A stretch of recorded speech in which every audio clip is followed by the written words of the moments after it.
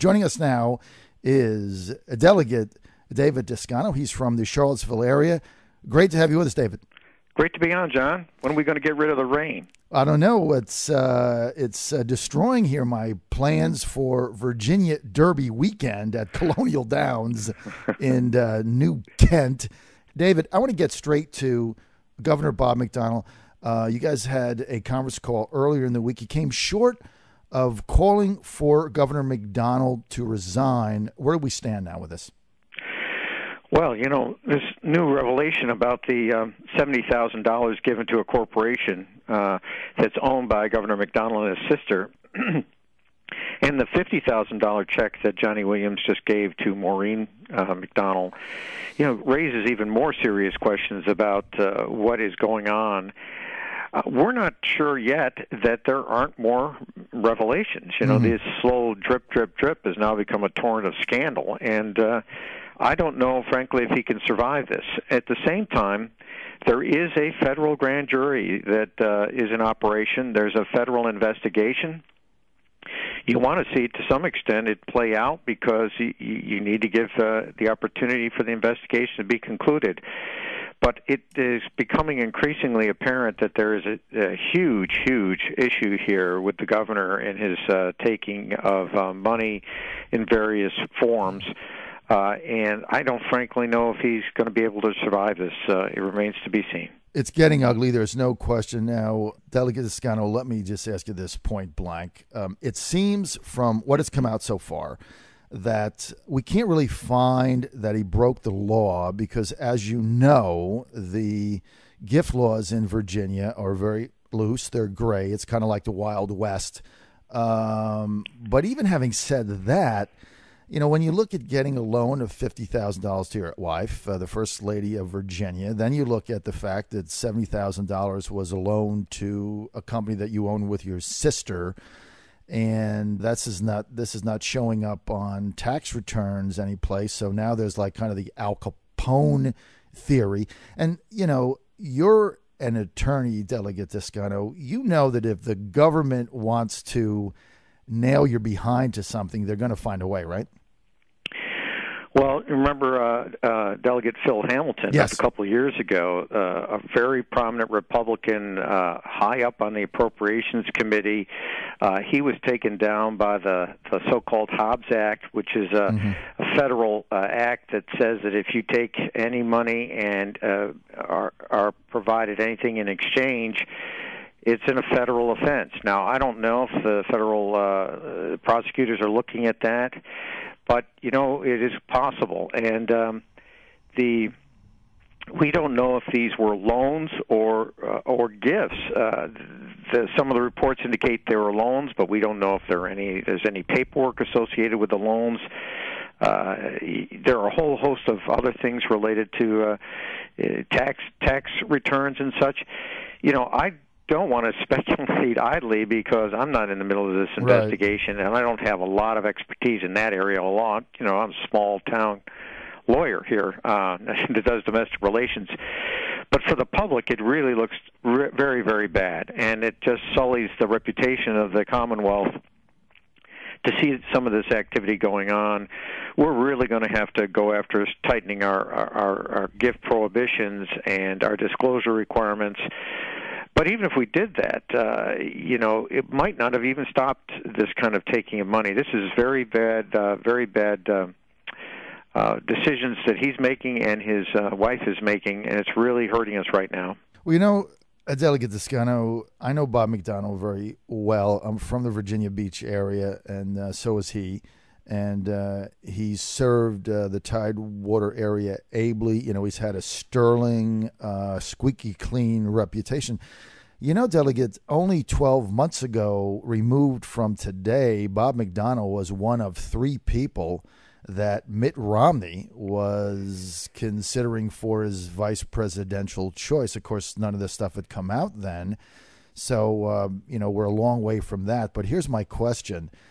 If the governor decides to stick it out, what type of an impact do you think that is going to have on the gubernatorial race in the fall? Well, I think it has the potential to have a huge impact. And you know, while the news stories have all been about Governor McDonnell recently.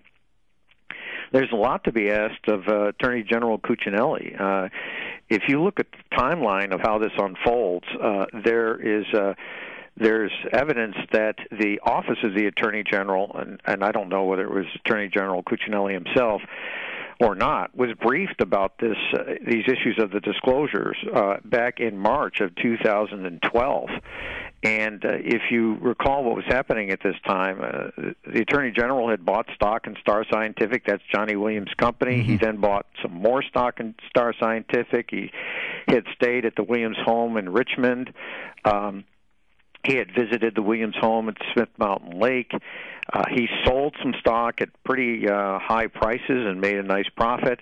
He had forgotten to disclose the stock. In March of 2012, he was briefed about the problems that the governor had with his disclosure forms, but it wasn't until November of 2012, that's 6 months later, that he decided to turn over the information he had, whatever it was, to a Richmond prosecutor to look at the disclosure forms. Now, that's 6 months later after the first briefing that mm-hmm. office got, and 4 months after Attorney General Cuccinelli sold some, but not all, of his Star Scientific stock. So you got to ask yourself the question, what did he know and when did he know it? How extensive was his knowledge of some of these violations, and why, if his knowledge or his office's knowledge was extensive, why he didn't act earlier to turn this over to a prosecutor who could have then done what he needed to do to perhaps reveal this earlier. It is there are a lot of questions. And then, of course, he's recusing himself from the Star Scientific lawsuit against the Commonwealth of Virginia, but he doesn't do that until April 2013. That's over a year after he becomes aware of all of these disclosures, not all, I don't know how many, but a number of these disclosures related to Governor McDonnell's disclosure forms. So you've got a lot of questions here, too, and I think right now the press is focused on Governor McDonnell, but if something happens where Governor McDonnell steps down, or even if he doesn't, the media is not done with asking the questions, very serious ones, of Attorney General Cuccinelli, because he's involved with Johnnie Williams and Star Scientific as well. Well, Delegate Toscano, we can't really find anything right now that looks like the Attorney General might have broken the law. Obviously, you can buy and sell stock and make a profit on it. That's the American way. But having said that, this whole thing stinks. There's no question about it. Common Sense News Time 825. We're with Delegate David Toscano. He's a Democrat from the Charlottesville area. He is also the chairman of the House of Delegates Democratic Caucus. Delegate Toscano, we thought that the Attorney General, when he became nominated for governor at the Republican convention in May, we thought he should have resigned as Attorney General so he could just run for governor full time and kind of get out of this mess. Do you think that would have been the right decision for him to make now? Well, absolutely. And, it's been a tradition in Virginia politics when the Attorney General runs for governor, he or she steps down from the office so they can be a candidate and not Attorney General. Of course, independent of the time commitment it takes to be the candidate, there are also all kinds of conflict issues that are derived from staying in two jobs. And if you look at his experience since March of 2013, he's had to recuse himself from the Star Scientific lawsuit because, he owns stock in Star Scientific. He had to recuse himself from the Chef prosecution because of what he might have known about gifts that were given to Governor McDonnell. So, I think the tradition is a good one. He hasn't followed that tradition, and I think he's now in a little more hot water as a result. Again, there is no evidence out there that the Attorney General has done anything that's illegal. That's right. I don't want anybody to get to misconstrue that. But there are a lot of things there that are very troubling that we need to get some answers to, and transparency is something we value in Virginia, and I hope the Attorney General be as transparent as the public wants him to be and disclose everything. Well, look, the whole Johnny Walker thing is just creepy. I mean, you can't really spin the thing any other way. And, getting back to Governor McDonnell, and, I've defended him on a lot of issues, transportation being one of them. But I think when you're taking this kind of money, whether it be loans or something else, and it's kind of dribbling out, and then you get to the watch and the New York trips and dresses, it's just a piggish opulence that it's almost like you're feeding at the trough, and it just doesn't feel good to people, and I think that is troublesome. Well, it's true, and John, I mean, I don't know Governor McDonnell as well as you do, but I consider him a friend too. I like him. Maureen is a friend. I like her. She's been to my house. It's a tragedy in so many ways. At the same time, it's pretty insulting to the Commonwealth of Virginia and its citizens that this kind of thing would be going on. At the very least, he ought to give back all of these things to the extent he can, and he really needs to come clean with what exactly the nature of this $70,000 payment to that corporation and the $50,000 check written to his wife. I don't know whether coming clean is going to be enough right now, but at the very least, he needs to tell the citizens what it really has been going on, and that means everything. Well, and I think the $70,000 loan to the LLC company, which basically, I'm not sure it was manipulated the law or skirted the law, but it was certainly threading the needle on the existing Virginia law. I mean, that is just a tough one to defend. I mean, you can look at the loan to Marine. You can say, okay, he's got, 4 or 5 kids in college. They're not a family of means.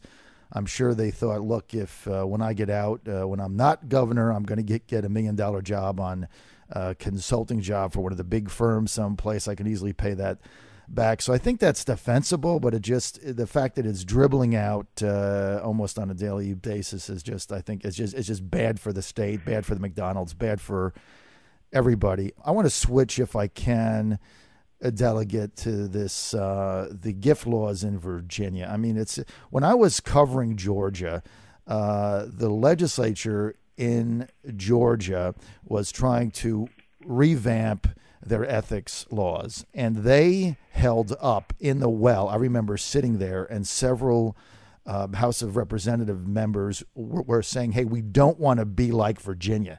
And this was several years ago. So they were actually mocking Virginia as being like kind of the Wild West. Now, Bob Marshall, your colleague, has come up with, I think, a pretty good-looking start. What do you make of his bill? Well, there's no doubt we got to tighten this up. We got to tighten up the definitions. It was interesting, and you don't want to parse words too much, but I remember when this first started to unfold, Governor McDonnell used the words to describe Johnny Williams as a, quote, close personal family friend, end quote. And I never thought, why was he doing that? But then you look at the disclosure form, and disclosure form doesn't require you to disclose gifts from a close personal family friend. And so that's how you sort of skirt the letter of the law. I think there's no doubt that we're going to be considering a gift ban limit in the next cycle, whether it's $100 or what it is. There probably is going to be some kind of ban. I think the citizens of the Commonwealth don't mind the notion that somebody could take you to dinner or take you to lunch, but they do mind the notion that the gifts are huge and involve sometimes taking you on long trips that are expensive to places like France and other places. That's what bothers them. I think, in addition, we have to create an ethics commission, is my guess. I think Terry McAuliffe has proposed doing that. We are one of only 9 states that has no such ethics commission. Mm-hmm. There is ethics advisory board that serves both the House and the Senate, but it really doesn't do very much, and it doesn't have anything to do with the executive. So there's going to be some changes, I think, that are going to be made. I think we're probably going to have to beef up the sanctions for people who violate the disclosure laws that we do have. I think that we're going to spend a lot of time on this issue in the next General Assembly session. We took a run at it in 2010, but I think people perceived it to be at the time. A number of us said, look, we're scandal waiting to happen, and now we've got it. Well, I mean, this has got to be a nonpartisan issue because this whole thing stinks, and it's got to get tightened up, no doubt. You know, one of the other things that trouble me with the Johnny Williams thing is the comment that, you know, he's a lifelong, or he's a friend of the family's. You know, the first time Bob McDonnell met the guy, he was giving him a check when he was running for attorney general. So it's not like he went to college with him, or they shared a dorm, or they played, you know, high school basketball or something. I mean, their relationship that first started with money changing hands. So I think it just doesn't feel good to me. And, you know, hopefully we can get to the bottom of it and get the truth out. I want to shift over. We've got about one more minute to get this ABC raid, this terror raid of 7 people jumping out of a van and accosting Elizabeth Daly, drawing weapons when she came out with a bottle of water and a container of ice cream, breaking her windows. I'm going to get back to Bob Marshall a second time. You know, he made a great point on our show earlier in the week. He said, imagine if she had a concealed weapon permit and didn't know who these people were. They pulled a firearm. She pulled a firearm. Somebody could have gotten shot. You know, now we're getting, you know, reviews, and we want to get a commission. Here's what I want to see. I want to see these 7 people fired publicly, no pensions. How do you stand on that? Well, I think that it is true that some action is going to have to be taken against some or all of these agents, is my guess. Some of these folks are relatively new to the job. Clearly, their training was lax. The question is whether they violated protocols, and if they did violate protocols, certainly that's grounds for more serious sanctions. If these were the protocols, that is another issue that is much larger in scope. Usually, I've lived in this area for 30 years, Charlottesville. I know a number of these ABC stings have gone on. I've defended some people who've caught in the stings. This has never happened in Charlottesville during the time that I can remember here. This is really quite an anomaly. Why they felt the need to accost this person outside of the grocery store is beyond me. I mean, if you got a sting going on, you get them when they're in the store. Right after they go through the cash register, you just stop and say, I think you got something here that you shouldn't be having. So it's done in a public place and not in a dark parking lot. You're right. The possibility for really serious problems emerges if that person had a concealed weapon and pulled it out and done something with it. So I think that that there's going to be some very, very serious inquiries conducted and some very serious consequences for the people involved. But the protocols and the procedures and the training is really, really key here. And unless you've got those things in place, this could happen again, even with the best of officers. You're chairman of the House Democratic Caucus in Virginia, David. Do we have your commitment that you are going to stay on this until we get to the bottom of it? Well, remember, this is my district, too. I know. So you got to be the guy here. I'm right in the middle of this. I mean, I'm on top of it. I had Delegate Comstock on the other day. I got a lot of mumbo jumbo gibberish. She lawyered up. I want to see action. People are looking for our leaders like yourself to take action on this. Hey, we're out of time. Delegate Toscano, we want to thank you for joining us right here. Thank you. Have me on anytime.